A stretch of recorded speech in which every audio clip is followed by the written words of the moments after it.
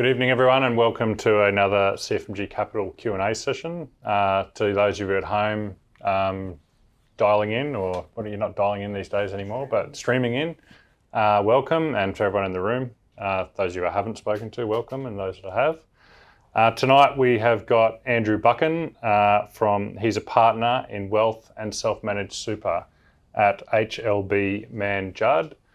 He's got over 30 years experience in wealth management and strategy.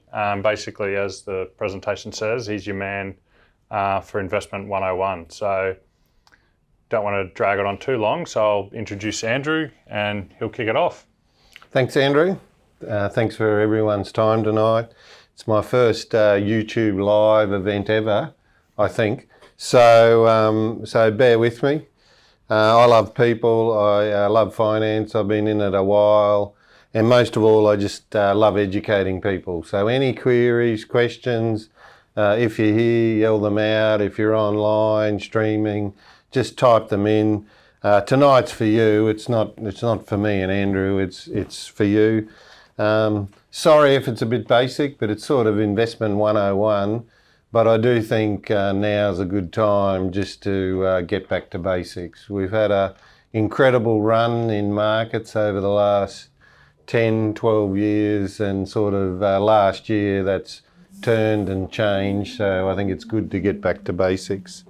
The first one's very simple. The first one's return. What's return? Well, return's made up of two components. Return's made up of yield or interest, and on top of that, it can also be subsidised with growth and capital appreciation. So return, if I got a term deposit, I'm only getting interest, my capital's not appreciating. If I've got gold, I'm not getting any yield, I'm not getting any interest. Hopefully my gold's appreciating in value. So you can have one or the other. And of course, if I've got a rental property, I'm getting rent in, and hopefully my property's appreciating in value. So I'm getting both of them. So just return is made up of yield or interest plus appreciation. So that's sort of step number one, keep in the back of your mind. It's pretty simple. As Andrew said, I've been doing it a while. There's only 5 things to invest in. I don't believe you have to be a rocket scientist, but it's pretty straight up and down. Of course, number one's cash, money in the bank, term deposit. You'll never lose money in cash. Cash is king. It's probably the safest investment of all. And it sort of gives us a benchmark on our risk-free rate of return. So what am I getting in cash? And that gives us a bit of a benchmark on, well, what should I be generating out of other assets? Now, a year ago, and only a year ago, only 13 months ago, cash was at 0.1%. So your risk-free rate of return was pretty, close to zero. But that's changed in a remarkable series of interest rate movements. We're now at 3.6%. You could probably get a term deposit at 4%. So the risk-free rate of return now is around that 4%. Now, where does it stabilise? Well, that's the question. But the first thing that we can all invest in is cash. The second thing is interest bearing. It's a yield. It's a bond investment. It's fixed interest investment, it's sometimes called. And that's where you lend someone money. They pay you interest over the term, and at the end of the term, you get your capital back.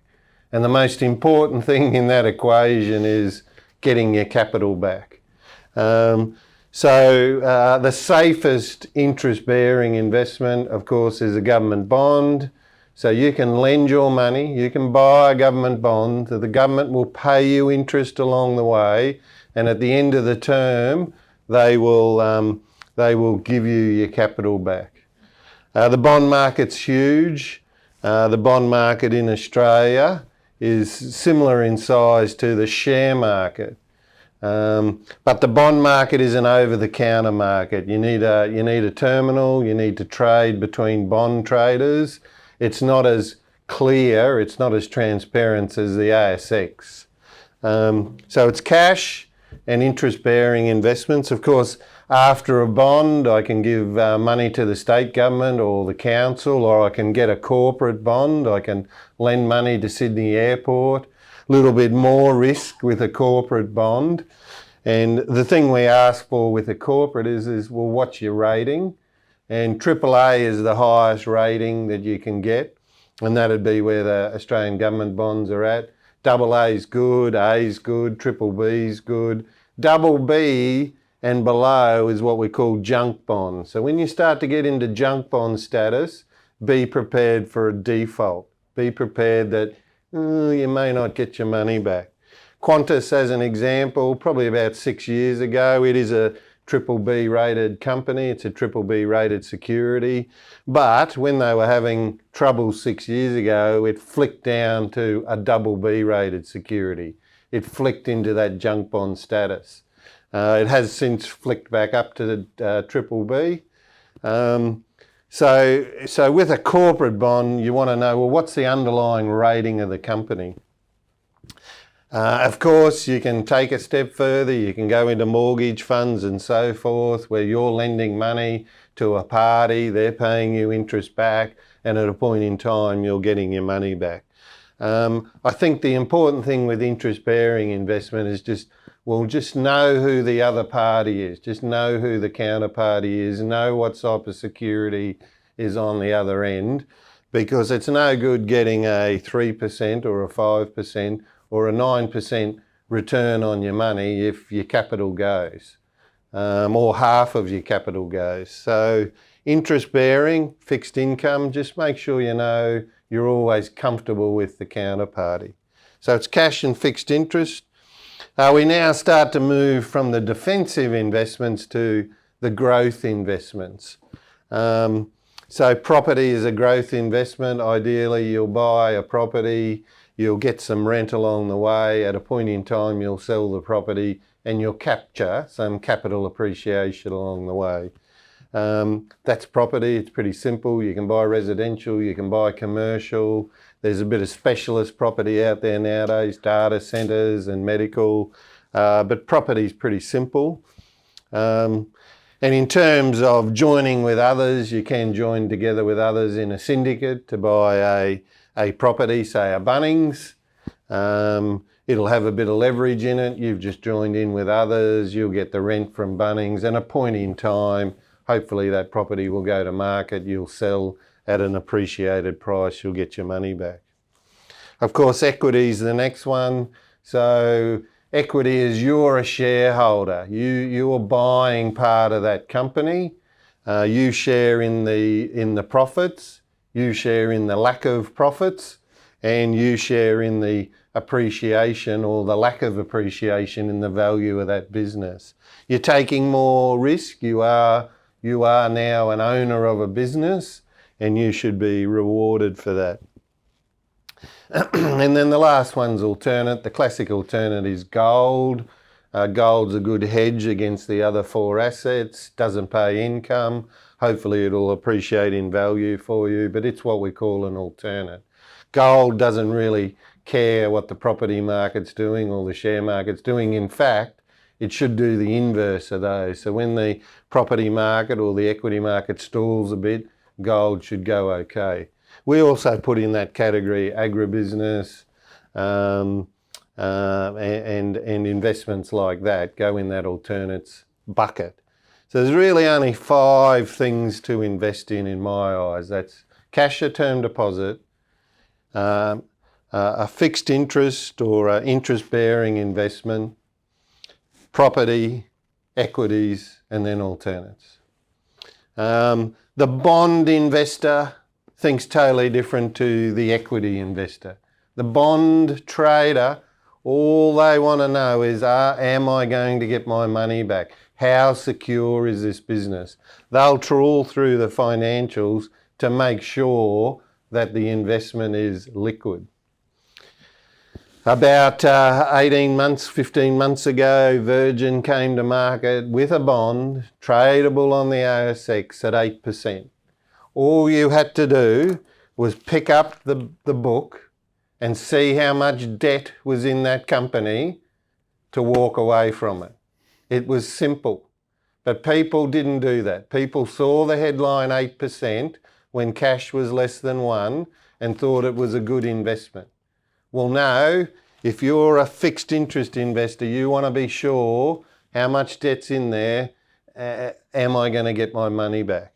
So the bond trader, the fixed interest investor, thinks totally different to the equity investor. Tell me all about your growth over time.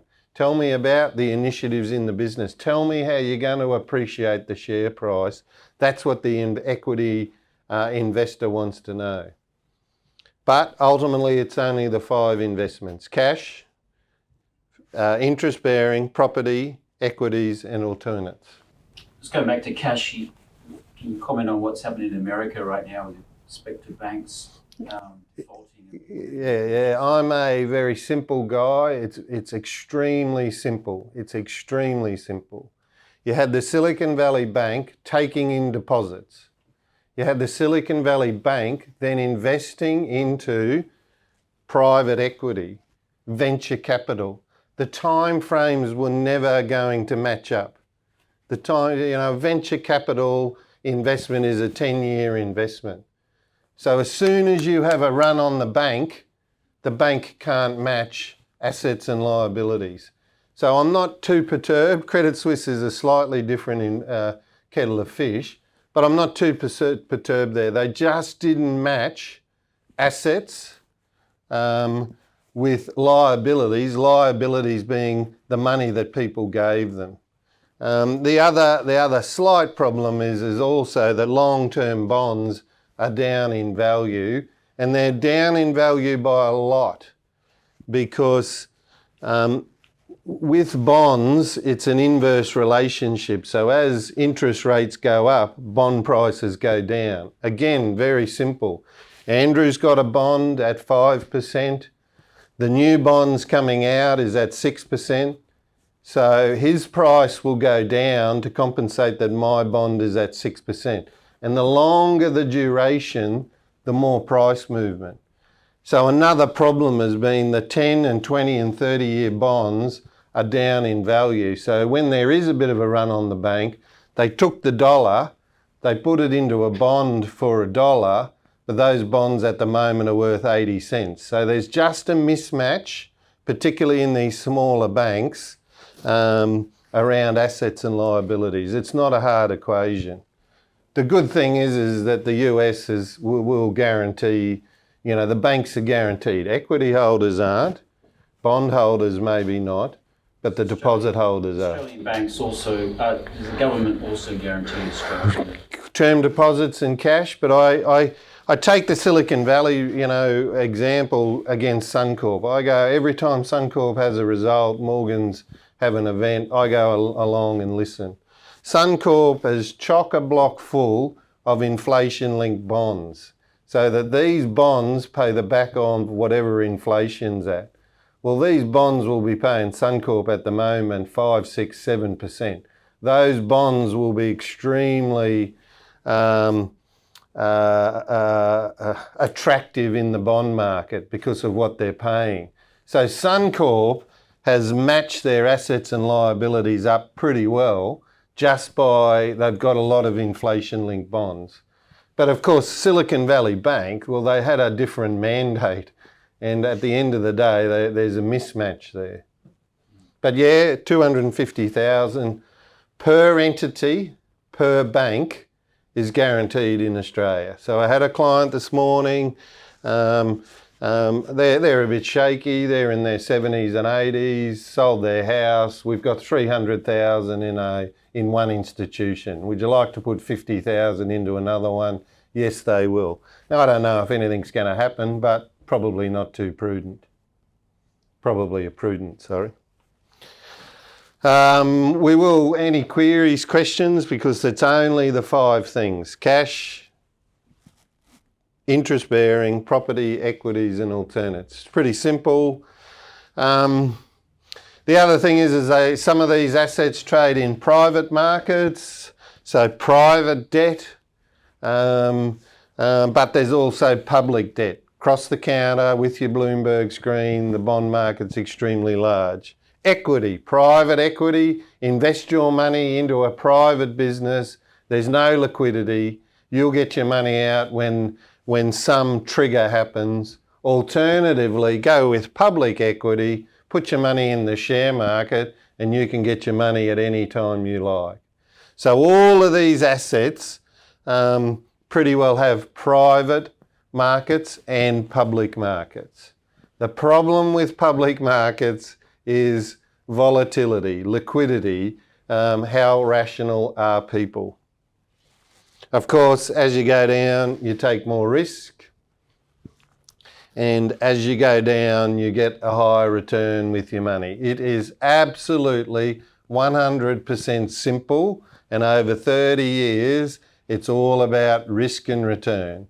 If anyone offers you a terrific return, beware, there's probably a bit of risk in it. Make sure you understand the risk. They're the asset classes. Thank you for your question. Any others? Fire away. I'm not familiar with residential property rates of return these days on rent Yeah. prices, increases, etc. Well, I'd say at the moment, just off the cuff, I'd say at the moment on a residential property, if you were to get 2 or 3%, you're probably going okay after rates, insurances and so forth. That's why they're happy to put the rents up at the moment, because that will of course get you 2 or 3 to 4 or 5. Residential property has always been low yield. It's often got a bit of leverage in it. And because it's often got a bit of leverage in it, hopefully there's a bit of growth at the end of the equation. Me personally, just as a bit of a tip, we have a good look at these NDIS housing, because what seems to be happening at some of these developments, the council seems to be saying to some of these, particularly these large developments of 200, 300 blocks, listen, you need a bit of disability housing in there. Under the NDIS, which is a totally different topic, there's 4 or 5 people in a specially designed house for their needs, maybe for a nurse there, and you get a slightly better yield on that. And it's pretty easy. Not only are they paying, but the government's helping them pay as well. So of course you'd have a look at that. Of course that gets the yield up a little bit. It's little things like that can help you, but broadly, if I was to go and buy a house, I think you'd get a 3 or 4% yield after all your costs, and you're sort of hoping on a bit of capital gain. Yeah, I mean, you can usually, the higher the yield, the less capital gain. Like, it's not perfect, and then the lower the yield, it's usually where there's more capital gain. So if you're buying in a premium inner city suburb where you're paying, upwards of $1.5 million, your yields are probably going to be a bit lower. If you buy in an outer suburb in a more affordable location, you tend to get a slightly higher rent. Yields might be up around 5%.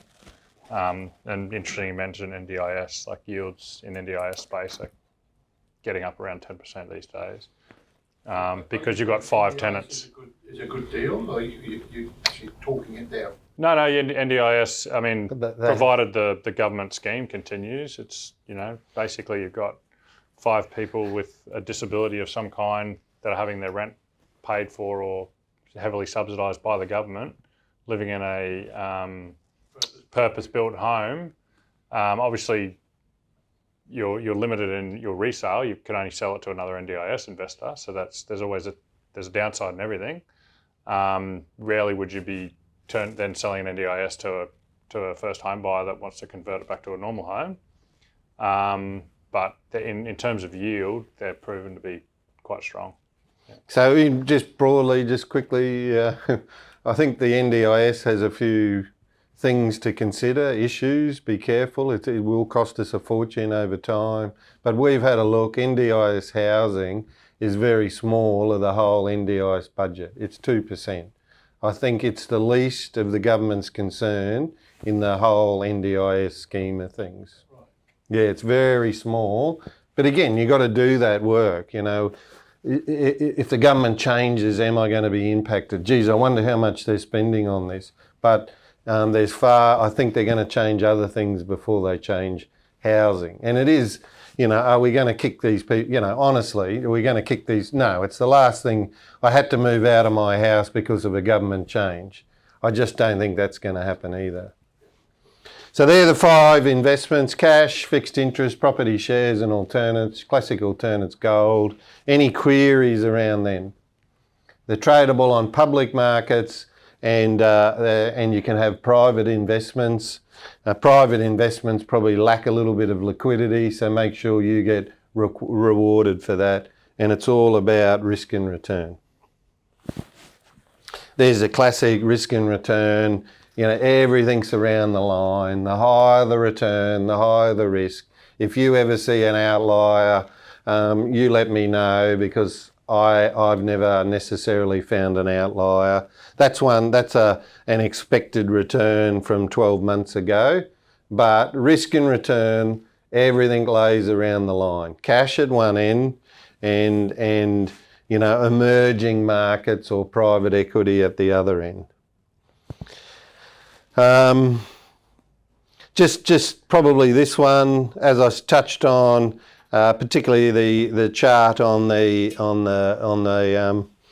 right, the light blue. Bonds can lose money, and it's like I said to you, as interest rates go up, bond prices will go down.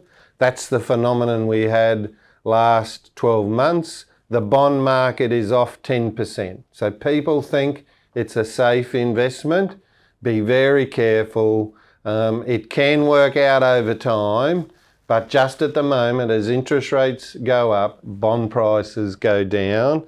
So the light blue one is an interesting one. I can lose money in bonds. Of course, I can lose money in property. I can lose money on the share market, because it's all risk and return. I'm a great believer in the white bar, which is just have a little bit of everything. And if you have a little bit of everything, you're the white line. You'll never come out worst. You won't ever hit top of the pops. It's not designed to do that. But you'll get some type of consistent return. It's simple. If you diversify and something happens, you will not lose all your money. So I'm a great believer. That's a balanced portfolio. Just have a little bit of everything. Losing all your money. This is unbelievable. The numbers are unbelievable. But on Monday, Credit Suisse Hybrid, that had $17 billion invested in it, it's gone. It's worth nothing. $17 billion. It's a fixed interest type of investment that has gone up in smoke because of the restructure. Now, if that was your only investment or one of your 5 investments, you'll feel the pain. But if it was 0.2 or 0.5 or 1% of your portfolio, you won't feel the pain. So have a little bit of everything. Asset allocation is your biggest driver of return. So this is Farmer and French did this. They won an economic prize for this. 94% of your return comes on how you divide up your cake. 94% of your return comes from how you diversify your cake. And it makes sense that if I put all my money for my whole lifetime in the bank, that's my asset allocation. I'm probably not going to shoot the lights out. That's the decision that I made. Now, if I try to time the best time to get into a term deposit, or try to time markets, it only makes 2%. And if I try to work out whether I should have been in CBA term deposit or a Westpac term deposit, or CBA share or a Westpac share, that's only 4% of the equation. So trying to time markets is extremely hard, and I'm not sure it adds value. Security selection is also difficult. The biggest driver of your return is how do I invest across those 5 asset sectors? Andrew, or Andrews, we've had a question online With cryptocurrency, which bucket would you? Yeah, definitely. No, I'm not here to say it's good or bad, but it's an alternate. You don't have to be Einstein to work that out. No income probably. You're in it for the growth. It has spiked because again, it could be a bit like gold over time. It's definitely an alternate. In times of trouble like we've had, people are turning a little bit to cryptocurrency. The price of Bitcoin has spiked over the last week. It's an alternate. As you can see, in a classic, in one of our portfolios, 9% in alternates. Am I uncomfortable if someone has 1% in Bitcoin? Not at all. And again, you can buy it on the share market through an exchange traded fund if that's the joy you want. Maybe it's worth incorporating into your asset allocation. Definitely in the alternates bucket. Just time frame's important. I've done it for 30 years. I'm in an accounting firm. I've sold my property. I've got to pay tax. I'm going to put it into the share market. I've seen this. I've seen people lose money when they come time to pay their tax. They're $20,000 or $200,000 off where they should be. They didn't match the time frame. It's the same as Silicon Valley Bank. So if you've got a liability within the next year, whack it in cash, you'll never lose money. If you've got a bit more time, think about a fixed interest investment. But if you're going into shares or property, think about 5 years. You can touch your money whenever you like, but I don't know what the value will be. This is me. I was at university in 87, showing my age. This is a share market crash of 87. I invested in my first share with a few guys in 87. One of the guys whose account it was in, I've never seen him again, so I'm not sure how the share went. But you can see there that the share market falls. That's a 7-month period. My $95,000 has gone to $77,000. What a shocking investment. Well, I don't know. What are the underlying shares? And you can see 6 years later, you can see there that it took to 89 just to get back to where you were. But over time, time's worked its way through the equation. So if you're in share market or property, and particularly at the moment, time is your biggest friend. Make sure you match, your time with the asset where your money is parked. What did you buy? I was a mining share. He had a mate who was a broker and recommended a mining share at the time. But as I say, I never saw it after, not sure what happened to it. This is a classic one. I'm very much, if the cabbie or the Uber driver's talking to you about something, and particularly if it's the share market, take your money out. Because we all are happy to invest at the peak. I can tell you now on Monday, again, we were placing trades in the market. We have investments where I get emails from the professionals when they're buying. And I can assure you that professionals buy on the worst day. They don't buy on the best day. So something like Monday, they were buying through the trough. I'm not sure how long you can do that for, but this is the way you got to think. You got to think the opposite to this if you're investing in the share market or the property market. You got to be buying at the bottom, and you got to be thinking about, and you're never going to pick the top, but gee whiz, it's pretty good if you can pick, near that apex, either side of that apex. But too many of us are sellers now when it's an absolute disaster, and we won't go back in until 10 or 12 or 15%'s been clocked up on the market. Well, I'm not sure how much is left if the share market's run 15% on you. So just make sure you got time on your side. That's the assets. Any questions? Just the one on the, yep, okay. This one's pretty easy. Part of my job, I'm in an accounting firm. So there's a number of ways that you can buy those 5 assets. You can go out and buy any of those 5 assets in your personal name. No worries at all. You could put a bit of gearing with it if that's what you wanted to do. Any income that comes in will be taxed at whatever your marginal rate is. And in Australia, we have a scaling up rate. $0 to $18,000 is nothing. $18,000 to $40,000 is X. So as you earn more, you pay a higher marginal tax rate. If you have an investment that's giving you income in your personal name, you will pay at your marginal tax rate. If you sell an investment that has a capital gain, and that gain, you've held on to that investment for 12 months, you will pay capital gains tax. We don't mind capital gains tax. You must have sold the investment. You must have cash in the bank. You must have made a profit. And with capital gains tax, currently, it's taxed at half of whatever your marginal rate is. So it's not a bad equation on the growth side. As long as you hold it for 12 months. You gotta hold it for 365 days. Great question. If I sell on 364th day, I will pay at my top marginal rate. If I wait 2 more days, halved.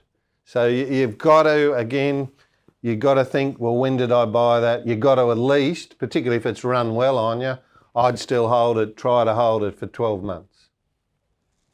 But your accountant would tell you that. Well, no, I'm not sure that I tell everyone when to, your accountant doesn't, because they're only, again, I've been 30 years in an accounting firm, they tend to look backwards at last year, not forwards at what you're doing at the moment. So just, if you've got one that tells you that, as you're about to sell CBA, they tell you, hey, good job, well, you've got a cracking accountant, hold on to them. And again, you should have a spreadsheet, date, so forth, because if anything happens to you, these shares are going to pass to someone. Just make sure you've got that history for them. Make sure, when did I buy this thing? You can set up a trust. They're very easy to set up. They're called family trusts or discretionary trusts. A discretionary trust has beneficiaries. At the end of the day, you've got to distribute to the beneficiaries. It's often people. So it's taxed again at whatever your marginal rate is. So a unit trust or a family trust or a discretionary trust is an example of a trust. It flows through to the person and is taxed accordingly. If you don't flow it out, it's taxed in the trust at the top marginal rate. We don't like that, so we always push it out to the beneficiaries. You can set up a company, quite easy. Your company can buy any of those 5 assets. Companies are taxed at a flat 30%, both on income and on capital gain. So that's a little bit, it's good to have the 30% on the income, but that's a little bit higher than what you'll pay on a capital gain in your own name. But easy, you can set up an investment company and invest in any of those 5 assets. The trust can also have as a beneficiary a company. So it just doesn't have to be people.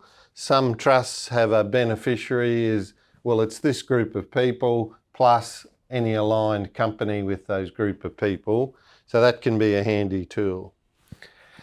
People tell me superannuation, what a terrible asset. It's not an asset. Superannuation is a structure through which you can hold those 5 assets. Superannuation is taxed at 15% on income, and if you hold the asset for 12 months, taxed at 10% on a capital gain. It's just a tax structure.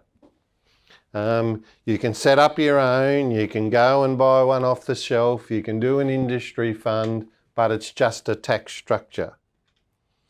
The great thing about super, well, a drawback is you can't touch your money.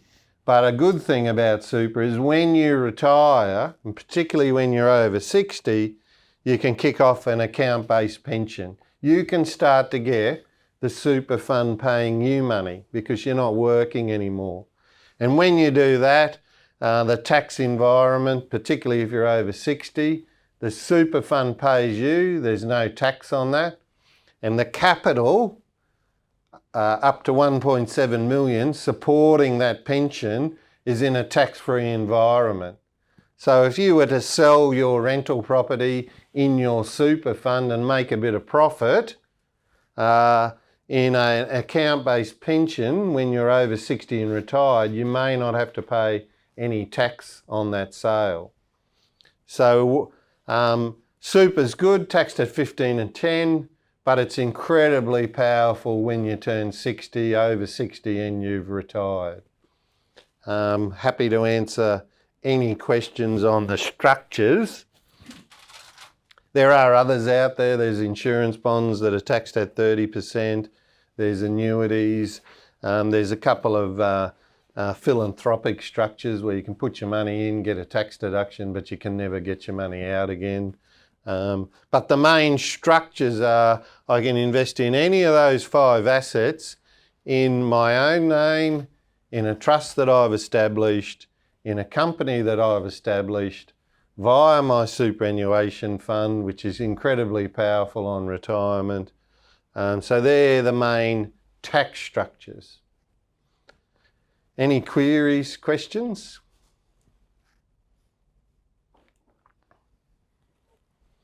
I will just do the last little bit, should take me 10 minutes. And as I say, tonight's for you. Any questions, just type them into the box, or please don't hesitate to ask. The last bit of the puzzle is what's a financial plan? It's pretty simple. A financial plan's 3 boxes. You can use these 3 boxes, doesn't matter what age you are. You can use this 3 boxes methodology to develop a financial plan. The first part of the plan is have a cash reserve. Have some money in the bank just in case, health, family, just in case anything happens.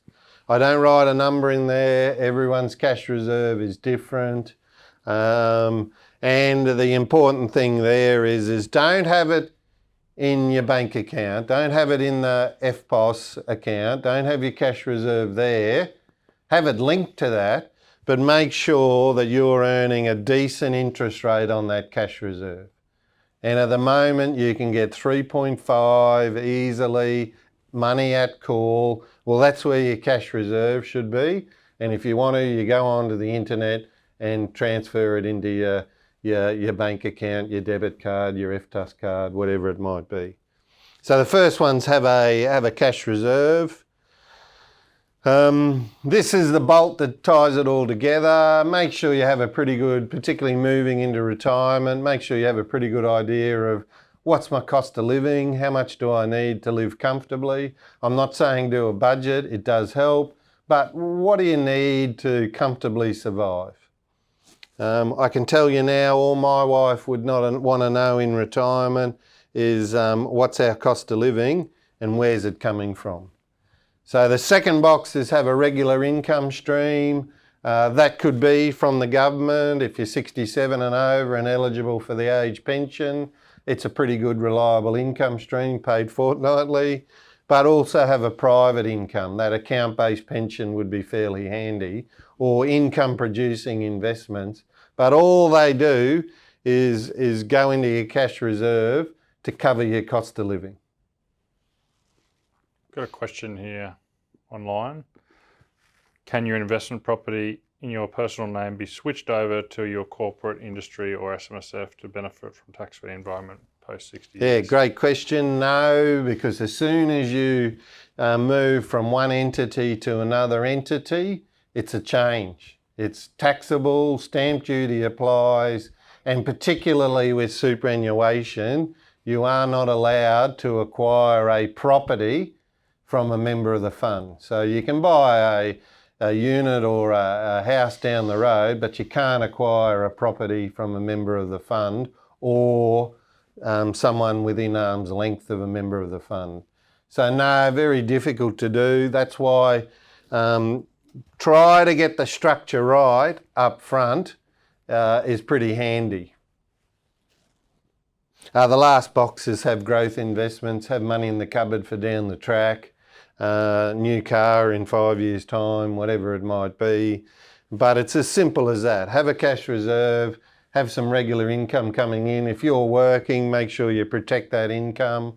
You've worked out your cost of living, so you should then be able to push some money towards growth investments.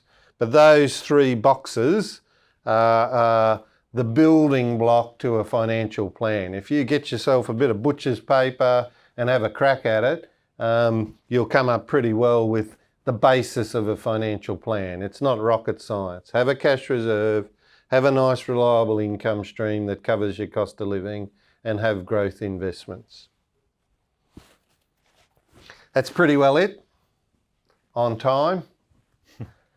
Any other queries, questions, anything at all? I have a question.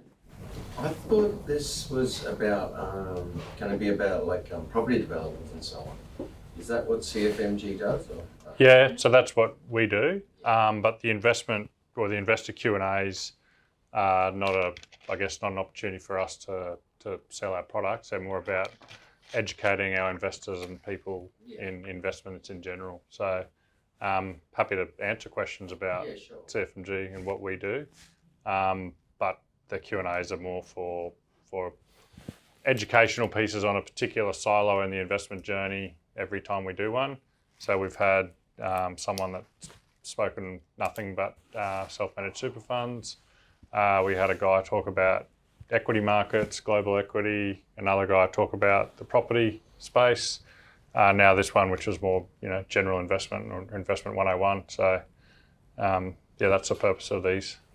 But if you've got questions, or you can talk to myself or Chris, or definitely happy to answer questions about that as well. Yeah, but I've learned a bit as well. Yeah. Oh, thank you. I was taking it personally there. What's that question? Yeah. But no, that is the goal. So that's the purpose, is to learn something. So it's good. Can I just ask you one question? Yeah. Earlier it showed up there the percentage of shares in the Australian sector and international shares. Can I ask you how the American share market is doing on general terms at the moment? Any idea of where that? Well, no, like again, June 30 last year, the Aussie market was off 6, the international market was off 6. At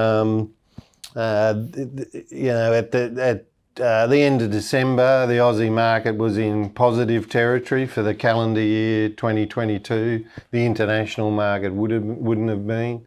I think you take more risk with international shares. There's no doubt you do, because you got currency risk. In that international share bucket, we'd also have some Asian exposure as well. But I think it's important to have international shares. You just can't get, like the Aussie share market at the end of the day is banks and resource companies. There's not a lot in the middle. Now I'm not saying go out, but the Apples of the world, the Samsung of the world are listed overseas, and we think it's important to have a bit of exposure to those. The Aussie shares are weighted a little bit more because of also the franking credits. You get a pretty good yield out of Aussie shares, and you get this little bit of tax paid, this franking credit, which can be quite valuable. So we'd sort of say, have a bit more Aussie than international. I still think for diversification reasons, they're important. Just at the moment, the Aussie share market is going a little bit better than international markets. Okay, good, thank you. Any others? Perfect. Thank you, Andrew. Thank you. Well, I will thank the other Andrew. I thought that was pretty insightful. Sometimes simplifying what can be considered a pretty complicated process can be beneficial to just reset some of your thinking. Certainly got me thinking, like not always trying to time the market and maybe simplifying the process. So thank you, Andrew. Cheers. thank you for coming and thank you online. Cheers.